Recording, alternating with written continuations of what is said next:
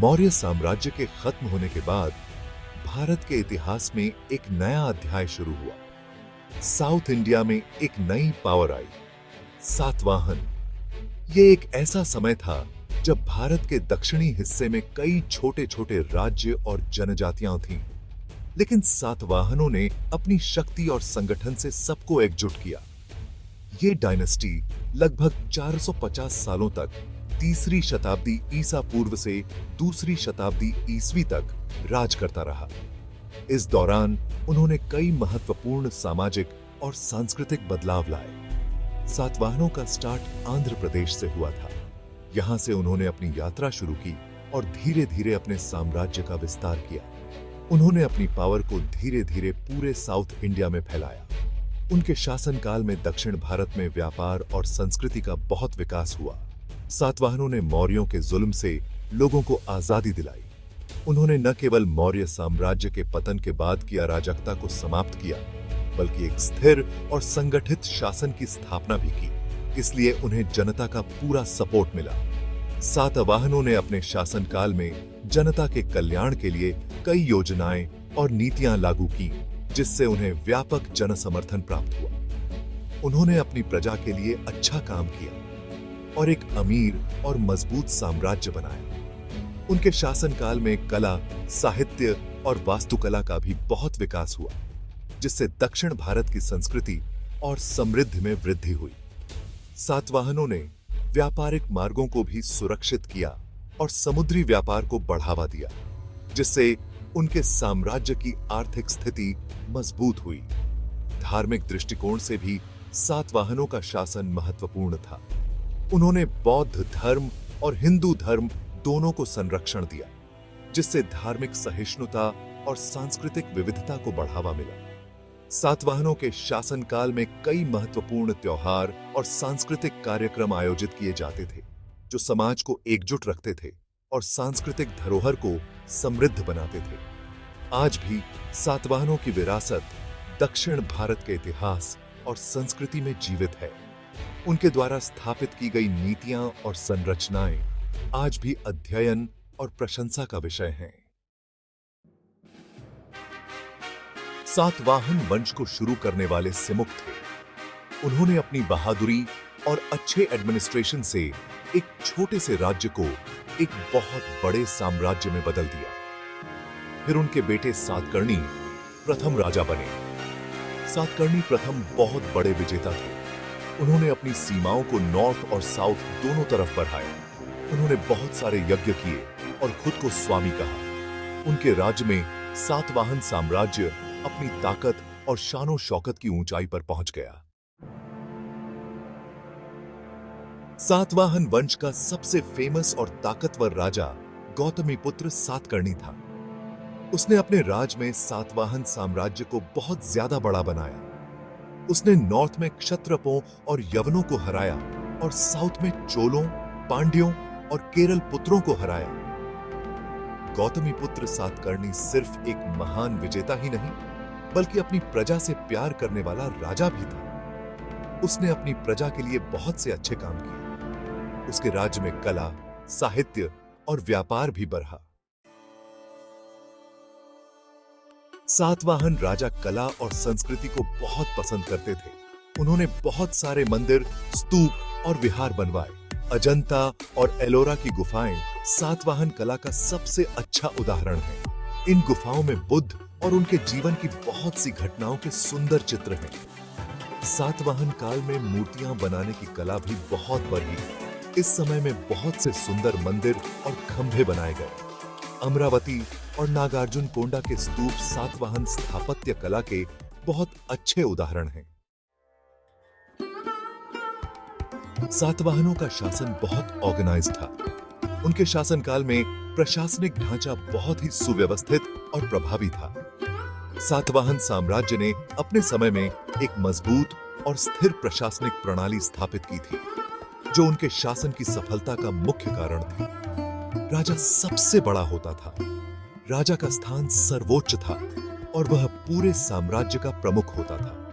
राजा के पास सभी महत्वपूर्ण निर्णय लेने की शक्ति होती थी और वह अपने साम्राज्य की सुरक्षा और समृद्धि के लिए जिम्मेदार होता था। एडमिनिस्ट्रेशन के लिए साम्राज्य को बहुत सारे प्रांतों में बांटा गया था। इन प्रांतों को आहारा कहा जाता था।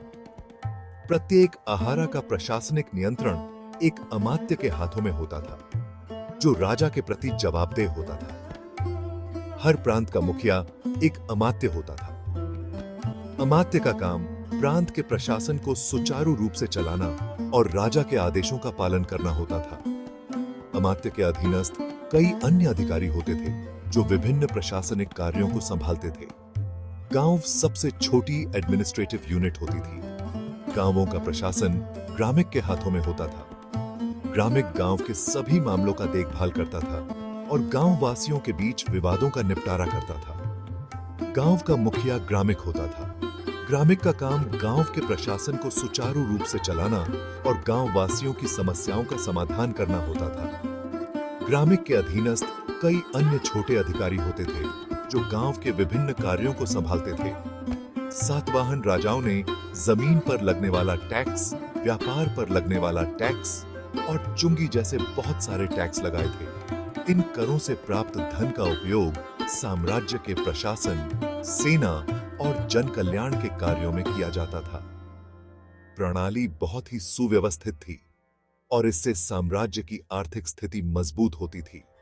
इन टैक्स से मिलने वाले पैसे को एडमिनिस्ट्रेशन, सेना और लोगों के लिए अच्छे कामों में यूज किया जाता था। सातवाहन राजाओं ने इन करों से प्राप्त धन का उपयोग सड़कों, पुलों, जलाशयों और अन्य सार्वजनिक निर्माण कार्यों में किया।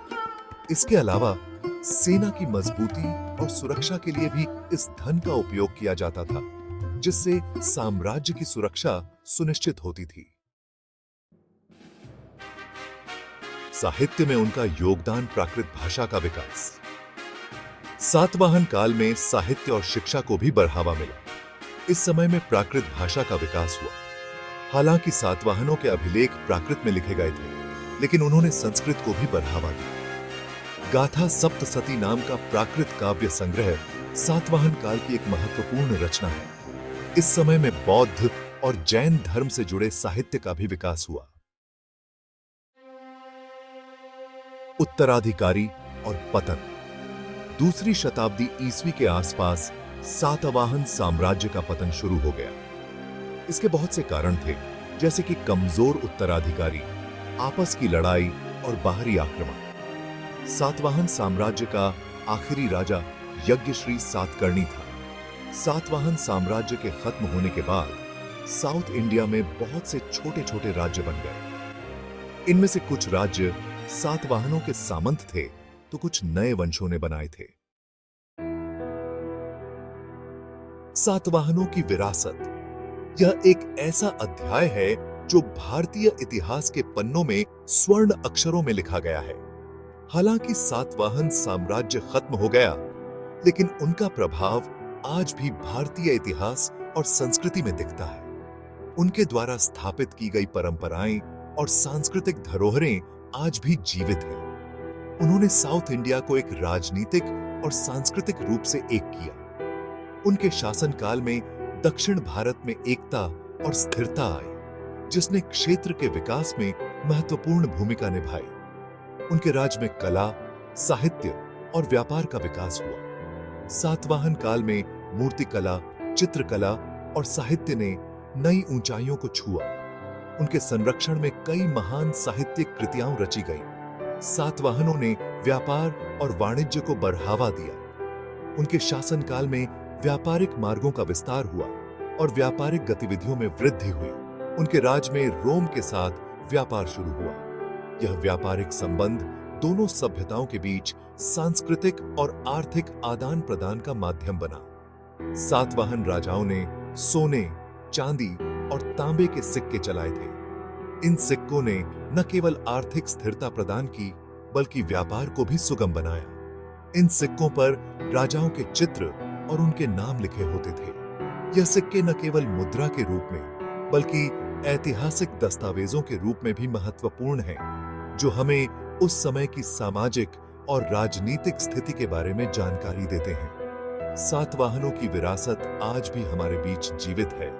उनके द्वारा छोड़ी गई धरोहरें हमें उनके गौरवशाली अतीत की याद दिलाती हैं। उनके योगदान को कभी भुलाया नहीं जा सकता। आज भी भारतीय संस्कृति और परंपराओं में सातवाहनों की छाप स्पष्ट रूप से देखी जा सकती है। उनके द्वारा स्थापित की गई सांस्कृतिक धरोहरें और परंपराएं आज भी हमारे समाज का अभिन्न हिस्सा हैं। सातवाहनों की विरासत हमें यह सिखाती है कि कैसे एक साम्राज्य ने कला, संस्कृति और व्यापार के माध्यम से अपनी पहचान बनाई और उसे सदियों तक जीवित रखा। निष्कर्ष, एक सुनहरे अध्याय का अंत। सातवाहन वंश भारतीय इतिहास का एक महत्वपूर्ण हिस्सा है। इस वंश ने लगभग 400 सालों तक साउथ इंडिया पर राज किया और अपनी कला, संस्कृति और एडमिनिस्ट्रेशन का प्रभाव छोड़ा। सातवाहन राजा अपनी प्रजा के लिए समर्पित थे और उन्होंने अपने साम्राज्य को अमीर और ताकतवर बनाने के लिए बहुत मेहनत की।